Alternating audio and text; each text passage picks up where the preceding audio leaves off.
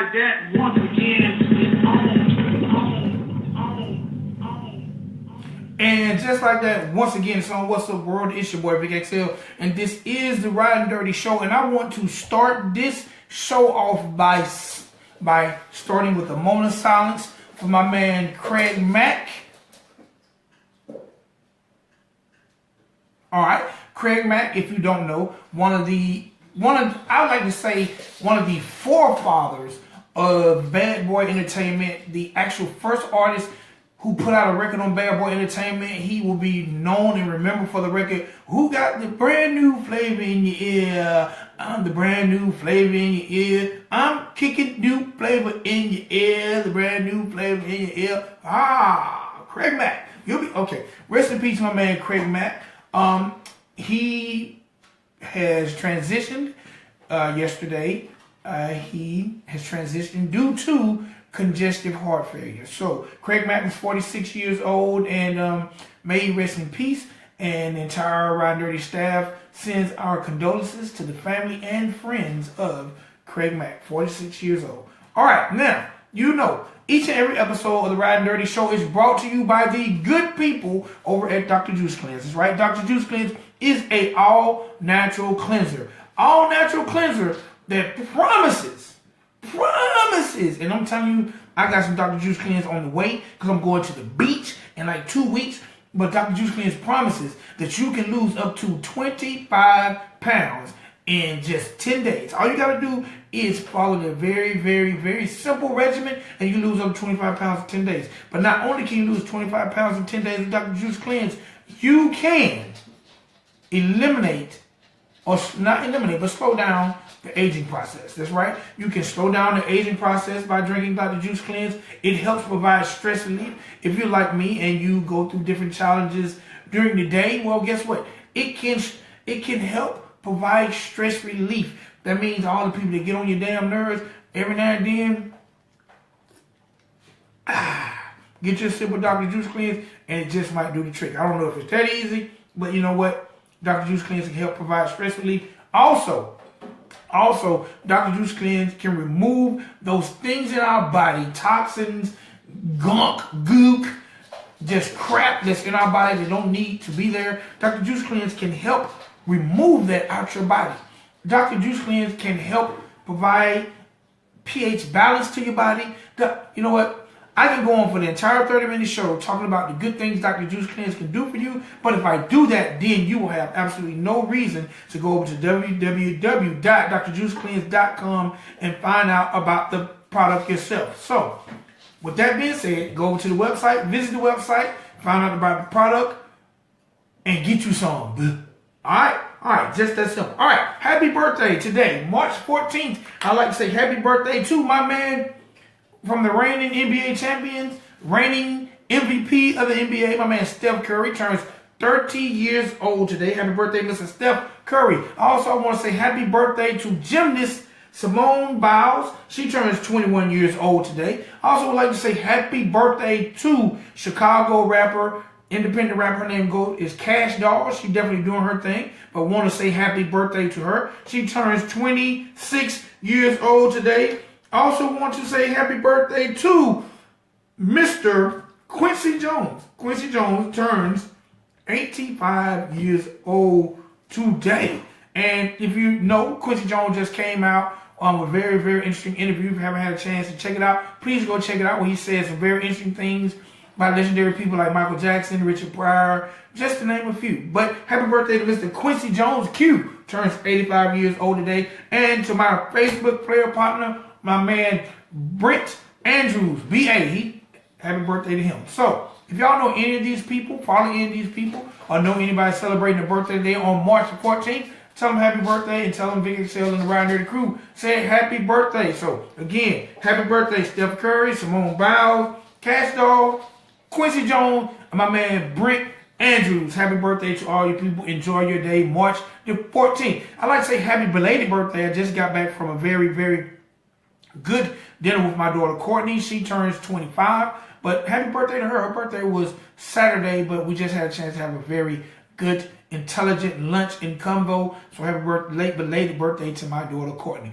One time for all my people on Facebook Live on the check-in, definitely doing y'all thing. Without you guys, it would be no me. So I definitely appreciate when y'all check in, when I come to y'all in the middle of the day like this. Y'all could be doing anything, but you're choosing to check us out. All right, also, when you get a chance, if you missed the interviews, then always can check out any of the interviews on any of the streaming network sites like SoundCloud, Mixcloud, Blogtalk, Spreaker. You can check it out on YouTube or replays on WRFG.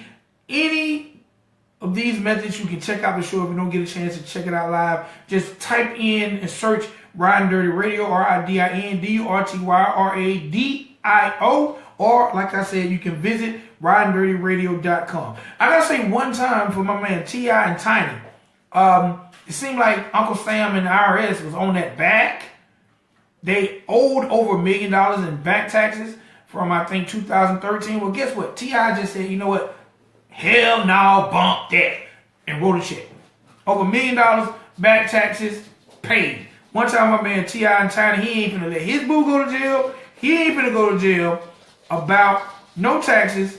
So, he dropped that $1 million check. Just that simple. Okay. Let's see, do I got any more news before, you know what? I always got to talk about this while it's still going. Show y'all my cup. One time, Black Panther. Again, another great weekend at the box office. The album, Black Panther, the soundtrack, is still #1 on the charts. So, hey man, Black Panther is definitely doing his thing.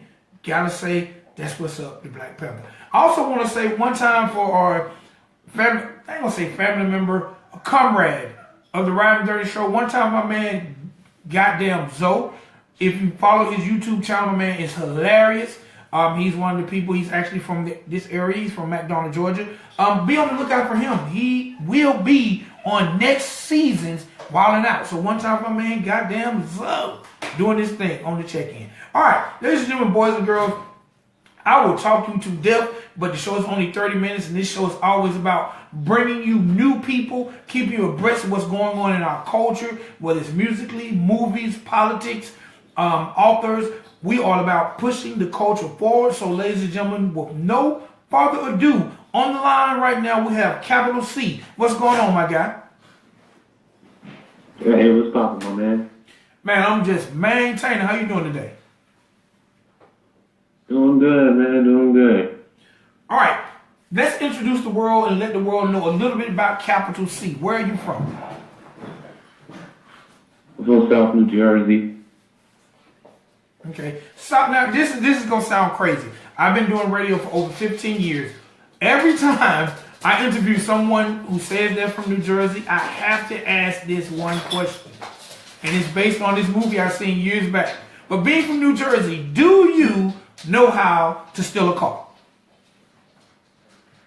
Do I know how to steal a car? No, I don't know how to steal a car. All right, because I don't know if you remember the movie New Jersey Drive, but it made it seem like everybody in Jersey know how to boost them whips. But that's everybody in North. All right, so y'all ain't stealing whips in South New Jersey. Yeah, that's North Jersey. All right. So when did Capital C get in the game, and what was it like growing up in Jersey? When did I get in the game? I got in the game in like middle school. I want to say like 5th, 6th grade. I was basically drawing comics at first. It was like back in school when they made us write essays and they made us write whatever stories we wanted to write. I was just making up like superhero stories and whatnot, so I just started drawing comics. And then I'm like, yo, let me do rapping because I like Slick Rick growing up. And like I like the storytelling, so I'm like, man, I want to do that. Okay. And then I started just rapping like that. And then growing up in South Jersey, it's actually kind of chill. It's like one of the places like, you know, if you look for trouble, you're going to find it. But if you just stay into yourself and you're staying low, you know, you can just get by it. You don't even have to worry about it. All right. When you was drawing comics, were you actually writing the storylines to the comics too, or were you just doing the illustration? I was drawing the stories too. All right, so I have to ask, being that at one point in time you were illustrating and doing storylines to comics, how much of that have you incorporated into your pen game? A lot. I can't even put a number on it. All right, because I can imagine being an illustrator and doing comics, your imagination has to be very thorough. Yeah, I actually had this one song called Across the Map where like I name flip all 50 states. Oh, that's interesting. So you actually got a rap that named all 50 states. Yeah. How hard was that to put together? Not that hard. All right. Who are some of your inspirations when it comes to being an MC or being in the entertainment business? Everybody. No way everybody's your inspiration. I have to say everybody because you have to learn old school. You have to learn, what the OGs put down before me. So I have to learn what they put down for me to be able to do, and then I got to learn the climate I'm in right now. All right. You feel what I'm saying? I definitely understood. I definitely understand that. So being in middle school, going from comics to writing raps, what were some of the things that you carried over? Because both realms requires you to be definitely an independent thinker. But what are some of the traits that are familiar in doing both? Storytelling. Okay. Did you ever create your own, right now we've seen the success of Black Panther, which definitely is huge for Marvel. Were you creating your own comic characters? And if so, what were some of the names? It wasn't comic characters. It was like a TV show, like a little kid show for like Cartoon Networks. Well, no, not Cartoon Network. Adult Swim. It was called Junkies. It was like a stoner comedy. Junkies. Yeah. All right. Did you ever how close did you get to bringing to life? Like, did you create Instagram page for it? Did you ever post any of the drawings, or was it just something that you done on your own? I sold comic books in school. I basically drew the story out on a piece of paper, and then I went and printed it. I copied it on the printer. Just printed out a whole bunch of copies of the stories and just stapled it together. And then sold it to people in school, and they actually liked it. They thought it was funny. That's what's up. So, do you still have any copies of that? Yeah, I actually have a whole binder full of it. All right, so look, I gotta ask because I collect memorabilia. I definitely like memorabilia by cats in the rap game. How can I get my hand on a copy of Junkies? Oh, it's gonna be the correlation. I'm gonna bring it to life. All right, so that's just because I started rapping, I didn't give up on that. I'm planning on making it a TV show, making comments for it, so it's definitely gonna come to life. That is what's up, man. That is, you know what? Because I'm a firm believer that there are so many MCs out here in the world that we have to, once we get to where we're trying to go when it comes to musically, then you got to let your talents come out and display them in other ways. Rapping just won't get it. You got to have your hands in other areas as well. Being a student of the game, because that's why I say a lot of people inspire me. Because Donald Glover does that, Jay-Z does that. P. Diddy does that. That's why, I say a lot of people inspire me. Definitely understandable. All right, I also noticed that you, when I was doing my research on you, first of all, I'm a fan of battle rap.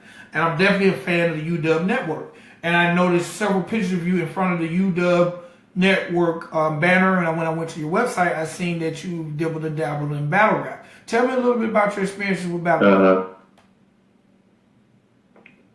So basically, I did their last kill event.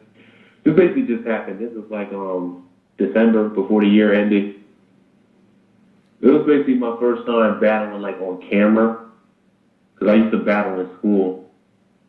But like battling in UW, because I'm a fan too. Like I remember the first battle I saw was Arsenal versus Conceited, and that just put me on the battling. All right, who did you get? Who did you battle? I battled a guy named JR. How'd you do? I did good. A lot of people, like, here's the thing about Jersey. We never had unity at first, but now, like, there's a unity.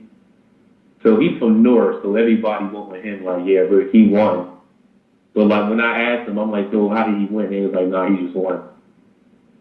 And then other people in the crowd was like, nah, you had better bars. Like, your bars was better digestible than his bars. So I kind of got a mixed reaction. I'm waiting for the footage to drop to see what the people online say, too. All right, now, you do know, and I'm sure you've heard this before, a lot of people tend to say battle rappers can't make good songs. Is battle rapping something that you continue to pursue, or are you going to be more in depth with creating your music, or just going to do both? I basically did like the music first, and like I have more experience with the music. Like I was getting more feedback on my music first, so I did the battle rap just to expand my name. All right. And if I get good feedback from this battle, it's definitely something I pursue. I'll definitely start doing it. And something I would do is I'll start calling out like mainstream rappers and get them to come into the battle ring. And that's something that can like push the culture forward. All right. How do you feel? Because a lot of people, especially a couple of years ago, felt like battle rapping was keeping the culture alive. Like, how do you feel about that? Because at that time, the music had got a little stagnant, and battle rap was more interesting than what was going on the radio. What's your sentiments on that? That's very true, because battle rap, like, it still kept its essence. The music industry, like, the 90s was, like, the best because everything was brand new, you know what I'm saying? Like, it was original, it was organic, and it was being brought to us on the radio and everything, but that's when, like, the business started to come in and it started to, like, ruin everybody. You get the ringtone era where they start making songs for ringtones. The songs aren't good, but they're selling on the ringtones. And, like, battle rap didn't really happen like that. Like, they was getting bigger venues, but they were still keeping the essence of what battle rap was. All right. Do you think it's possible to be a chart-topping artist as well as a top-tier battle rapper? Yeah. Sue Surf does it. Oh, you say who does it? Sue Surf. Like, he's not chart-topping, but he's very popular. And Surf... Like, people who's not even fans of battle rap know who Sue Surf is. Definitely. Actually, I've had a chance to play some Sue Surf music on the radio. He's actually very good about getting his music out there and make sure he's networking with DJs in other states. So one time for Sue Surf. I think he's locked up right now, but free Sue Surf. Oh, no, he's free. All right. Hey, man, one time for free Surf. now. One time for Surf, I can't wait to see him get back in the ring. When it comes to battle rap, if you had your choice right now today, who would be on your hit list? What one person you think would be a good battle between Capital C and them? K-Rock. Ooh. Not the gun. I gotta come for the top gunner, man. Not the gun bar king. I have to come for the gun bar king, man. I'm only gonna say that because, you gotta aim high. Agreed. So let's talk a little bit about your music before, we end the show, because I want the people to, this is like 30 minutes in the life of Capital C. How did the name Capital C come about? So basically it's just my name. My name's Charles, and it's basically just how you spell it. So capital C, Harles, but just cut everything else out, and then capital C. All right. And at this point, you've released 6 mixtapes in a 12-month span. First of all, that sounds like a crazy work ethic. Tell me a little bit about those 6 mixtapes and the names of them. So basically, the 6 mixtapes, and you caught me off guard. The 6 mixtapes, basically, I was just like in a period where like I tried to record music before with people, and like they were just playing around with the studio time and everything. So I waited till like Christmas to buy equipment, and then when I got equipment, I just started recording like crazy. Just kept recording and kept recording. So every tape I made, it had basically a theme to it. So the first tape, Capoeira, it's just a little spin on my name, kind of like Capoeira, basically. So that's the first tape I did. It's kind of like a jazz, type vibe to it. That's basically like the theme for Capoeira. Second mixtape I did was Antisocial. That was basically the theme was no features. I don't have nobody featured on the mixtape. And then I basically got another tape called Casablanca. It was basically a play on the Casablanca movie. I don't know if you're familiar with that movie. Yeah, I'm very familiar. Well, Casablanca. Yeah, I'm familiar with that. Yeah, and then the next tape, what was it? The Counterculture tape. It was basically a 60 theme. So every song kind of had like a play on like something in the 60s, like Human Being was like a protest. Okay. That was a protest, and I was naming one of the songs on there. Like, so I was just doing like themes and everything on there. A little 60s theme. Had a little tape called After Dark EP. Basically the Valentine's Day tape from my fans and everything, just to show them I love them. Got another tape called Fine Art. That's basically just being abstract. Like how fine art is, how it's just like abstract pictures and it's just weird. Basically try to set like a weird vibe for the tape. And then I did an Antisocial too, so another tape with no features. And then I did another Capoeira too. Did a little bit more jazz with it. And then I put out a new EP called Takeout EP.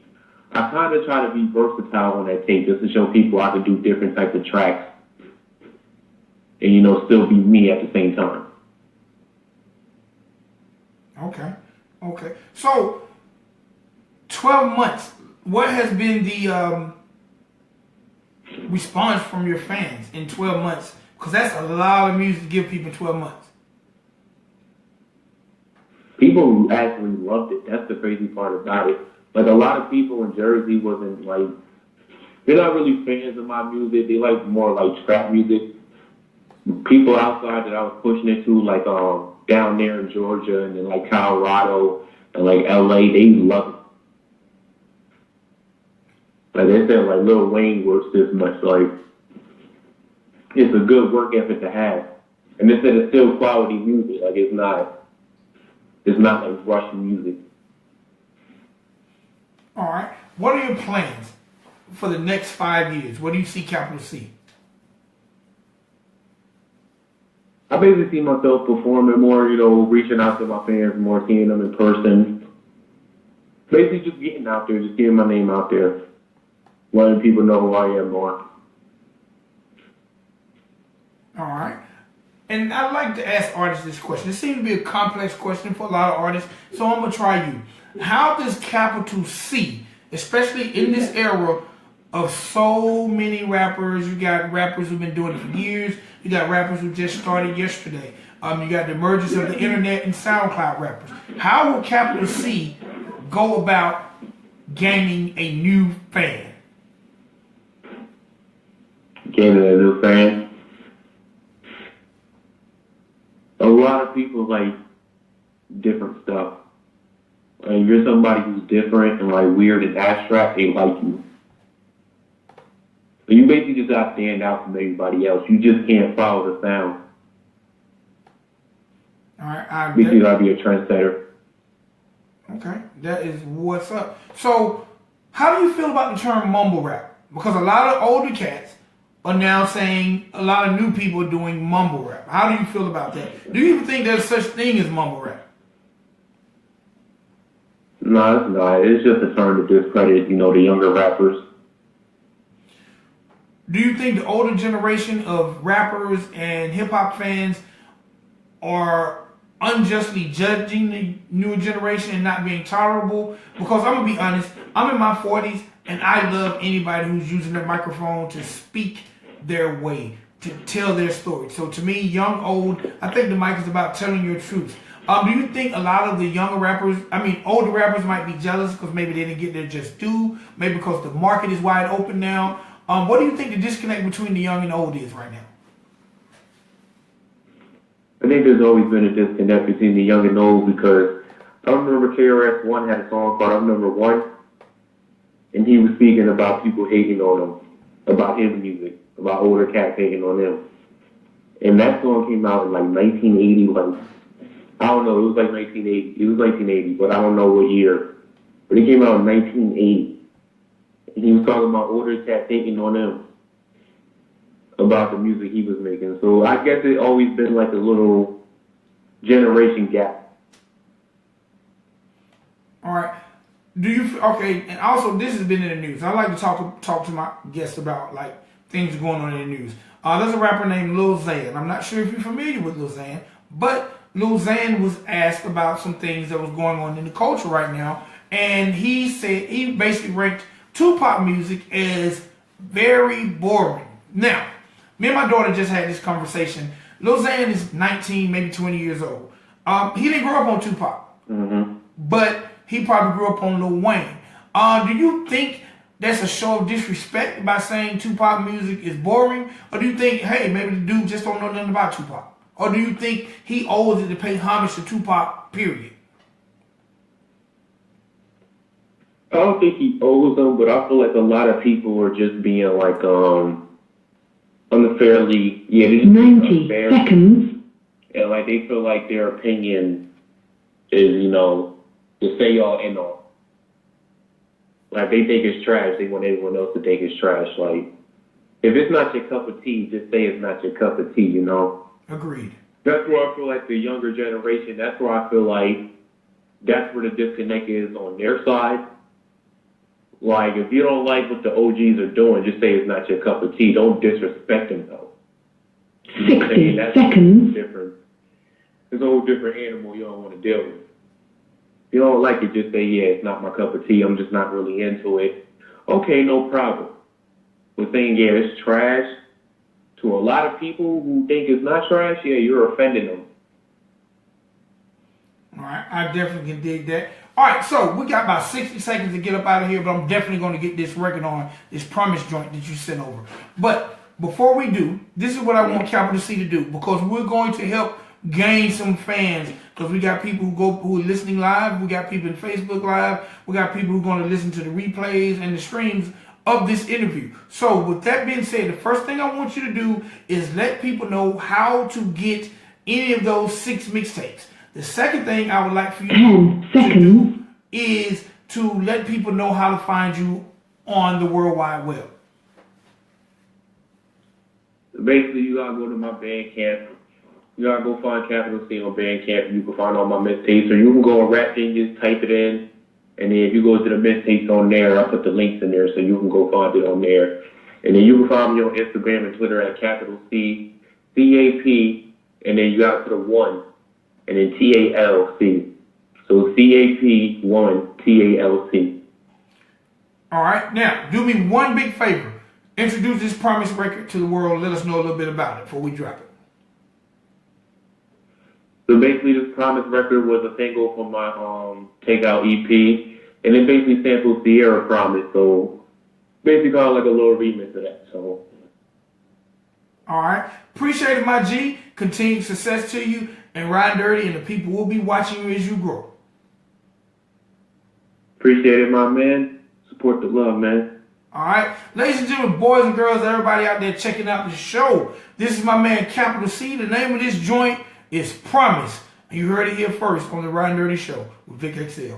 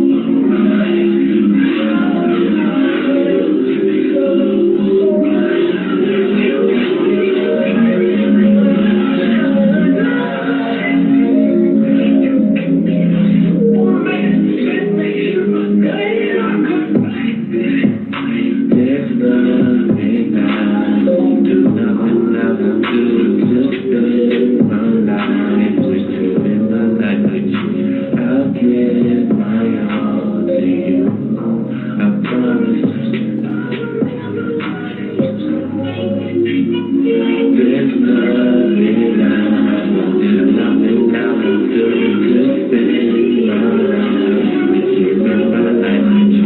I'll give my all to you, I promise. Trying to keep a promise, pinky swear and hope you being honest. I'm doing that cause I don't need the nonsense. I ain't perfect and I ain't flawless. That's just modest, but that's just true. I'm not playing, girl, that's just you. You bought your friends and they active too. So see the type of folks that you attracted to. I promise, you don't gotta live so bad. You don't gotta trip like that. In the whip right now, about 80 on the dash. I ain't trying to lose grip like that. Sit back and relax, enjoy the ride. We've been so low, so enjoy the high. And it's all right here, so enjoy the time. And we still young, so enjoy the prime. People gon' hate, so enjoy the pride. And the people ain't real, so enjoy the lies. Since they ain't real, we ignore the guys. You can catch me out in Jersey, 295. You can't tell me that I never tried. You can't say I wasn't down for you, always around for you, always live for you. I did my thing, girl, I promise, but without the brain. There's nothing I won't do, nothing I won't do to spend my life with you, spend my life with you. I'll give my all to you, I promise.